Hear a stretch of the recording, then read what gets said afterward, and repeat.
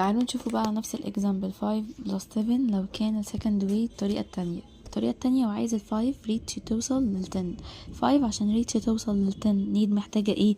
لو هنكمل هنا هي نيد كده محتاجة 5. هتاخد ال 5 منين؟ من ال 7 النمبر اللي عندي التاني. ال 7 نتيك اخدت منها كده 5. تمام، احنا طبعا اخدنا ال 5 من ال 7. ال 7 انا من لها ديفايد هتبقى ايه؟ 5 and اللي هيتبقى معانا هنا 2.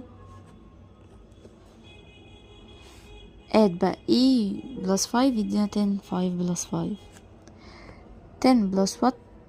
خلاص بقى 5 plus 5 يدينا 10. فاضل معانا ايه 2. 10 plus 2 make 12 هتدينا 12.